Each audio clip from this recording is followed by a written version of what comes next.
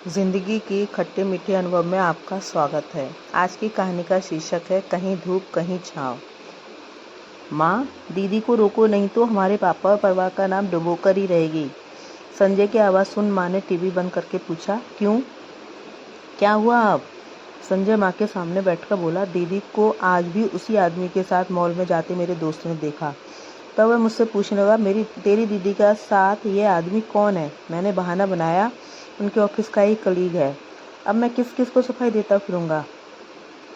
तभी संजय की पत्नी भी कमरे से आई और बोली, हाँ माँ जी, मेरी भी सहेली कल यही बात कह रही थी। मैं भी बात बनाकर उसे टाला, पर कब तक हम और किस किस को टालते रहेंगे। अब हम दीदी को ये इस उम्र में क्या सूझी है, कुछ तो लिहाज शर्म करें वो सबकी।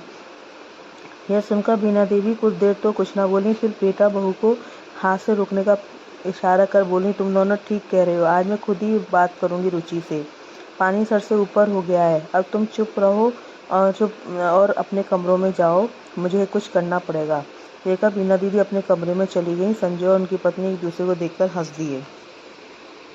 बीना देवी अपने कमरे में जाकर पलंग पर लेटकर आंखें बंद कर सोचने लगी कि जब उनके पति की मृत्यु हुई थी, बेटी इंटर की परीक्षा दे चुकी थी और रिजल्ट का इंतजार कर रही थी, तभी उनके पति की हार्ट अटैक से मृत्यु हो गई। उसके बाद 3 बच्चे थे।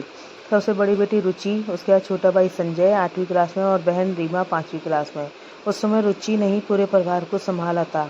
हालांकि परिवार में चाचा ताऊ भी थे, परंतु उन लोगों ने अपने यह कहकर हाथ खड़े कर दिए कि सबकी अपनी अपनी गृहस्थी है और इस महंगाई के ज़माने में अपनी गृहस्थी ही बड़ी मुश्किल से चला पाती हैं।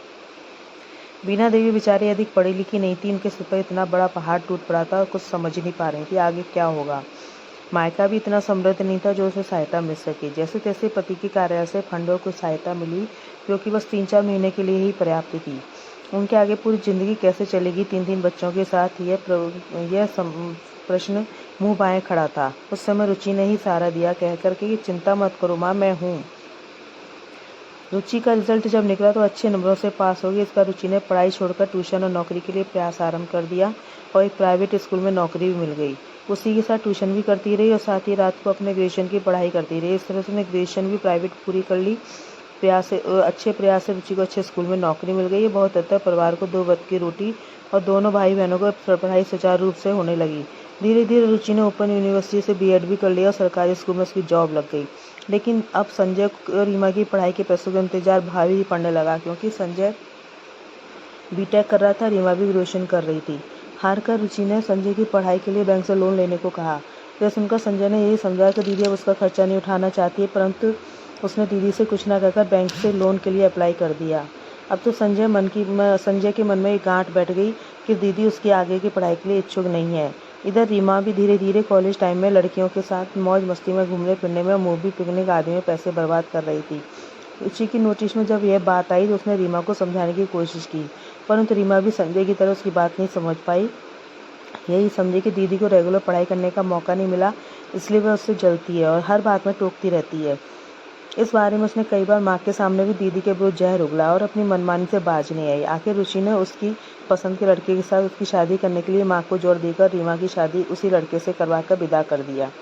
कुछ दिनों पश्चात संजय बीटेक करके प्राइवेट जॉब में लग चुका, तो रुचि ने माँ की सलाह कर शादी के लिए लड़की की तलाश भी शुरू कर दी। परंतु संजय भी अपने दोस्त की बहन को पसंद कर एक दिन घर ले आया और माँ और रुचि के सामने उस लड़की की से ही शादी करने की अपनी मंशा बता दी।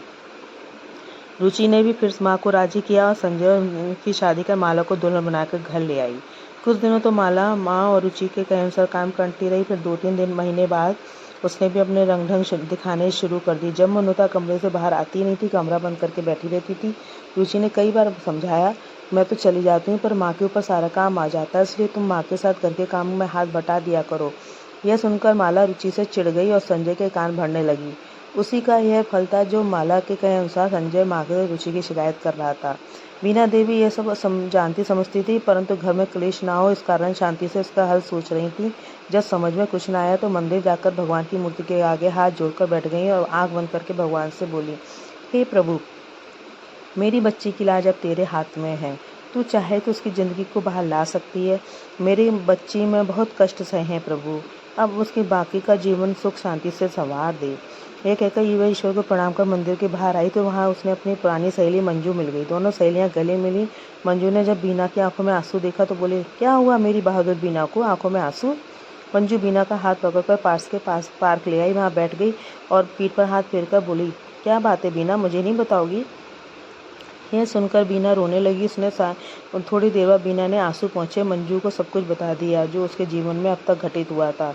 अब बेटी रुचि इतना सुख दुख झेल रही है, मैं अब उसके लिए क्या कहूँ और किस प्रकार उसे सांत्वना दूँ जिससे उसका जीवन सुधरे। मैंने तो अपनी खुद की ज़िंदगी जैसे तैसे गुजार ली, पर बेटी का दुख नहीं देखा जाता। दोनों भाई बहनों का जीवन सुधारते सुधारते अपना जीवन नौछावर कर दिया, पर दोनों भाई बहन आज भी मेरी रुचि को ही सारी खराबी देखते हैं। मेरा दिल यह सब जानता है कि मेरी बेटी अग्नि की तरह पवित्र है और उसके मन में नाम मात्र भी मेरे या मेरे भाई बहनों के प्रति कोई दुर्भावना नहीं है, परंतु ये मेरे दोनों छोटे बच्चे पता नहीं अपनी बड़ी बहन से इतनी दुर्भावना क्यों करते हैं। यह सुनकर मंजू ने सांत्वना दी और कहा, कल मुझे इसी जगह मिलना, मैं तुमको राह बताऊंगी। यदि चाहो तो रुचि को भी साथ लेना, मैं उससे मिलना चाहती हूँ। यह कहकर मंजू बीना के गले मिली और चली गई। जब बीना घर लौट कर आई तो रुचि घर आ चुकी थी और किचन में चाय बना रही थी। यह देखकर बीना देवी उसके पास गई और रुचि बोली, माँ चाय पियोगी क्या? बीना देवी ने हाँ कहा और रुचि चाय का पानी और बढ़ा दिया। चाय बनाकर कमरे में ले आई। दोनों माँ बेटी चाय पीने लगे। अभी तो संजय और उसकी पत्नी दोनों कमरे में ही थे। ये देखकर बीना ने रुचि से धीरे से कहा, बेटी कल थोड़ा 1 घंटा पहले आ जाना और मंदिर वाले पार्क में आना, मैं तुम्हें किसी से मिलवाना चाहती हूँ। रुचि ने ठीक है कहकर चाय खत्म की और बाहर चली गई। थोड़ी देर में माँ भी किचन में पहुँच गई। दोनों माँ बेटी शाम के खाने की तैयारी करने लगी। दूसरे दिन रुचि जब पार्क पहुंची तो माँ और एक बुजुर्ग औरत के साथ एक आदमी को भी देखा। रुचि ने जब उन दोनों की नमस्ते की, लगा कि वह आदमी पहले से कहीं देखा है, पर वह चुप ही रही। तभी माँ ने बुजुर्ग महिला का परिचय अपनी पुरानी सहेली के रूप में कराया और यह भी बताया कि यह आदमी उस महिला का भतीजा है और सरकारी हाई स्कूल का प्रधानाचार्य है। यह सुन रुचि को याद आया कि उसने उस आदमी को अपने ही स्कूल में वार्षिकोत्सव में अतिथि के रूप में देखा था। तभी उसकी माँ ने रुचि से कहा, बेटी मैं जो कह रही हूँ ध्यान से सुनना। मंजू मेरी सहेली नहीं, बड़ी बहन की तरह है। बचपन में हमारे परिवार सगों से भी बढ़कर थे। फिर हम दोनों की शादी के बाद बिछुड़ गए, क्योंकि उन दिनों हमारा ससुराल मायका आना जाना बहुत ही कम और मेल जोल के साधन भी बस पत्री थे। गृहस्थी में पढ़ हम दोनों धीरे धीरे अलग हो गए। यह तो कल ईश्वर की कृपा थी कि मेरी बहन मंदिर में मंजू से हो गई। मेरी मनोकामना को पूरी करना अब बेटी तुम्हारे हाथों में है। यह तो मंजू के भतीजे कुमार से शादी के लिए तैयार हो जाओ तो हम इसी वक्त मंदिर में तुम दोनों की शादी कर देंगे और आशीर्वाद दे देंगे। बेटी मैं चैन से मर सकूंगी। यह कर मीना देवी आंखों में आंसू पहुंचने लगी तब मंजू ने उसकी पीठ पर हाथ फेरा। रुचि बेटी तुम और कुमार दोनों मंदिर में जाकर दर्शन कराओ और कुछ देर आपस में बातें करके हमें अपनी राय बताना।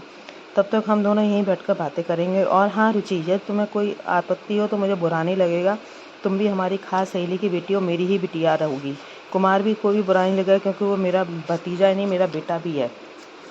यह सुनकर रुचि कुमार के साथ मंदिर गई। वापस आए तो दोनों के हाथ में प्रसाद और रुचि के सिर पर मंदिर की लाल चुन्नी बंधी देखी। बीना देवी ने रुचि को सीने से लगा लिया, ये कहकर, आज बेटी तूने मेरी बरसों की साथ पूरी कर दी। और कुमार के सिर पर हाथ फेरकर ढेरों आशीर्वाद दिए। रुचि अपनी माँ और मंजू के सामने हाथ जोड़कर बोली, माँ और आंटी, मेरी आप दोनों से एक प्रार्थना है जो आप दोनों ही हमारी शादी से पहले माननी होगी, तभी मैं शादी करूँगी। मंजू सुनकर रुचि के सिर पर चपत लगा के बोली, मैंने तुम्हें बेटी कहा और तुम मुझे आंटी बोल रही हो? मुझे बड़ी माँ कहोगी, मुझे अच्छा लगेगा। और बिटिया तुम्हारी हर बात हमें मंजूर है, क्योंकि पता है तुम कोई गलत बात मनवाने के लिए कभी नहीं कहोगी। और रुचि कुमार की ओर देखकर बोली, हम दोनों से की प्रार्थना है कि हमारी शादी के बाद आप दोनों हमेशा हमारे साथ ही रहेंगे। बस इतनी सी बात हमारी आप दोनों को माननी होगी। मंजू फौरन बोली, ओके डन। मैं तो खुद ही ये कहना चाह रही थी, ठीक है ना बहना? कहकर बीना को अपने पास खींच लिया और मुंह पर हाथ रख दिया। बीना जी आंख में आंसू बहते हुए मुझे मंजू पहुंच रही थी। बस अब कभी ये आंखें न बरसें, तेरी बेटी के जीवन में अब कभी धूप नहीं होगी, बस छाँव ही छाँव होगी मेरी बीनू। बीना देवी ने रुचि को गले लगा लिया। मंजू से मुस्कुराती हुई बोली, चल हट बीना की बच्ची, मुझे तो मेरी बेटी से मिलने दे। कहकर मंजू ने रुचि और कुमार दोनों को अपने खींचकर गले से लगा लिया। उसी वक्त मंदिर की शंख ध्वनि और घंटी की आवाज़ें आने लगीं और वे सब मंदिर की ओर चल दिए शादी की रस्में निभाने।